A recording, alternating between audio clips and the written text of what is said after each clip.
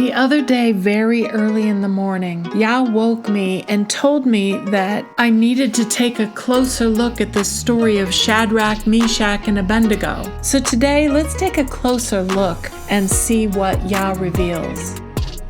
Daniel 3 verses 10 through 11. You as king have issued a decree that everyone who hears the sound of the horn, flute, zither, lyre, harp, drum, and every kind of music must fall down and worship the golden statue, and that whoever does not fall down and worship will be thrown into a blazing furnace. There are here men, Judeans, whom you have appointed over the affairs of the province of Babel, Shadrach, Meshach, and Abednego. Those men have not esteemed you, O king, and they do not serve your God, and they do not worship the image of gold that you have set up. Daniel 3 verses 14 through 15. And Nebuchadnezzar said to them, Is it true, Shadrach, Meshach, and Abednego, that you do not serve my gods or worship the image of gold I have set up? Now surely at the time when you will hear the sound of the trumpet and the piping and the lyre and harp and bagpipes and all kinds of music, you are going to fall down, and you shall worship the image that I have made. And if you will not worship, at that moment you shall be thrown inside a burning furnace of fire. And who is your God that will save you from my hands? Daniel 3 verses 16 through 17. Shadrach, Meshach, and Abednego replied, O Nebuchadnezzar, we do not need to defend ourselves before you, for our God, whom we serve, is in the heavens, able to deliver us from the burning fiery furnace, and he will rescue us from thy hands, O king. But even if he does not, let it be known to you, O king, that we will not serve your gods or worship the golden statue you have set up. Daniel 3 verses 19 through 22. Nebuchadnezzar's face twisted with anger at the three men, and he ordered the furnace to be heated 7 times hotter than usual. And he ordered some of the mighty men of his army to bind Shadrach, Meshach, and Abednego, and to cast them into the burning fiery furnace. Because the king's order was urgent, and the furnace overheated, the flame of the fire killed those men who took up Shadrach, Meshach, and Abednego. Daniel 3, verse 25. The king replied, But look, I see 4 men. They're untied, walking in the middle of the fire and unharmed. The 4th one looks like the son of the gods or an angel. Daniel 3, verses 26 through 27. Nebuchadnezzar then approached the opening of the blazing furnace and shouted, Shadrach, Meshach, and Abednego, servants of the Most High God, come out. Come here. So Shadrach, Meshach, and Abednego came out of the fire. All the princes, governors, lieutenant governors, and other officials of the king gathered to look at the 3 men who had not been harmed by the fire. Their hair was not singed, their clothes were not burned, and there was no smell of smoke on them. Daniel 3, verse 28. Then Nebuchadnezzar said, Praise be to the God of Shadrach, Meshach, and Abednego, who has sent his angel and rescued his servants. They trusted in him and defied the king's command and were willing to give up their lives rather than serve or worship any god except their own. So we see here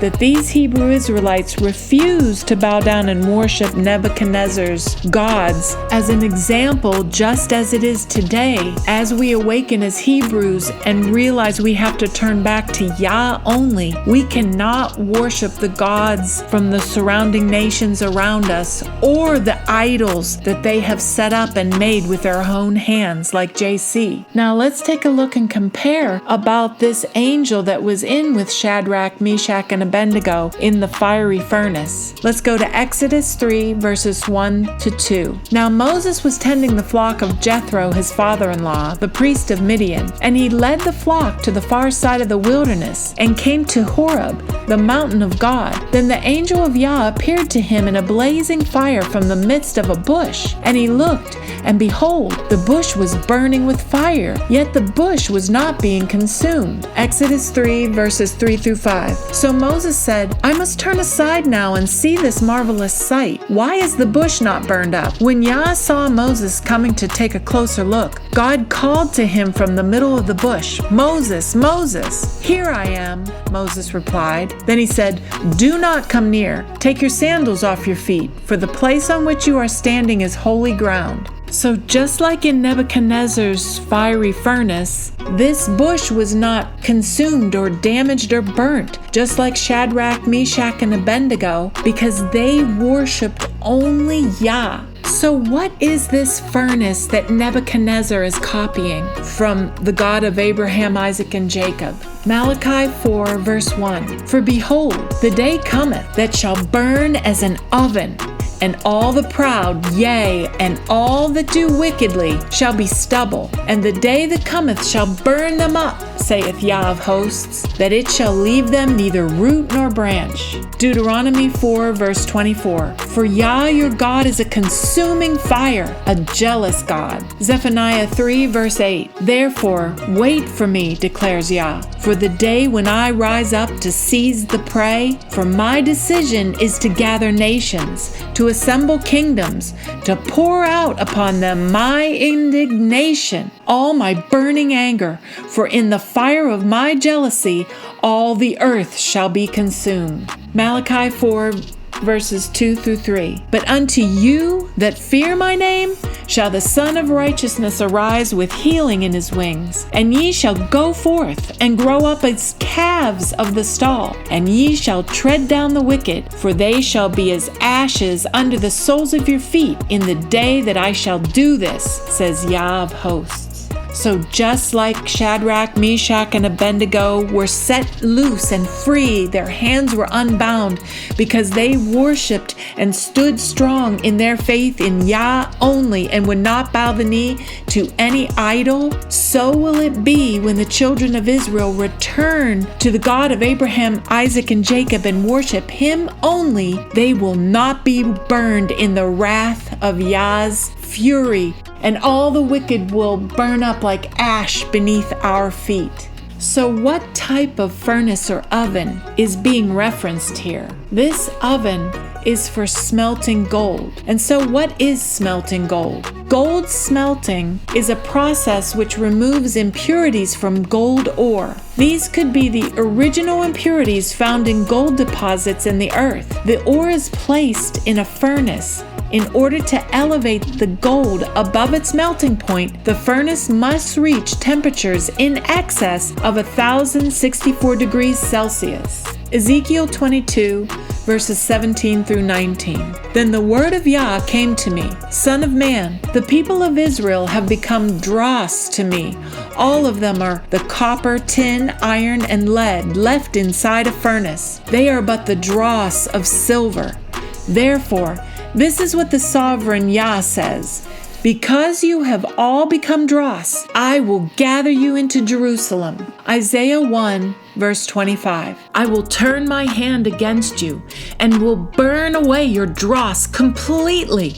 I will remove all your impurities. Ezekiel 22, verse 20. As they gather silver and brass and tin and iron and lead in the midst of the furnace, that I may kindle a fire in it to melt it, so will I gather you together in my fury and in my wrath, and will take my rest, and I will melt you down. So we can see here that Yah is comparing Israel to the leftover impurities of gold, all the impurities of sin and corruption that we are, and he's going to melt us down in the fire and purify us. But what oven and what fire is he going to use to purify us and refine us in these end times? Proverbs 17, verse 3. The crucible is for silver, and the furnace is for gold, and Yah tests hearts. Zechariah 13, verse 9. And I will put this third into the fire, and refine them as one refines silver, and test them as gold is tested. They will call upon my name, and I will answer them. I will say, they are my people, and they will say, Yah is my God. Psalm 66, verse 10. For you, O Yah, have tested us. You have tried us as silver is tried. Isaiah 48, verse 10. Behold, I have refined you, but not as silver. I have tried you in the furnace of affliction. Psalm 66, verses 10 through 12. For you, O Yah, have tested us. You have tried us as silver is tried. You brought us into the net. You laid a crushing burden on our backs. You let men ride over our heads. We went through fire and through water, yet you have brought us out to a place of abundance. Malachi 3 verse 3. He will sit as a refiner and a purifier of silver, and he will purify the sons of Levi and refine them like gold and silver, and they will bring offerings in righteousness to Yah. Now let's take an example of someone in the Torah who was refined with Yah's refining fire. Exodus 19 verse 18. Now Mount Sinai was wrapped in smoke, because Yah had descended on it in fire. The smoke of it went up like the smoke of a kiln, and the whole mountain trembled greatly. Exodus 34 verses 30 through 32. So when Aaron and all the children of Israel saw Moses, behold, the skin of his face shone, and they were afraid to come near him. But Moses called to them, and Aaron and all the leaders of the congregation returned to him, and Moses talked with them. Then all the people of Israel approached him, and Moses gave them all the instructions Yah had given him on Mount Sinai. Moses had been cleansed and purified and turned to gold, which made his face shine, because he had been purified by the refining fire of Yah in the giving of his Torah to the children of Israel. Proverbs 16 verse 16. How much better to get wisdom than gold. To get understanding is to be chosen rather than silver. Psalm 119 verse 127. Therefore, I love your commandments above gold, above fine gold.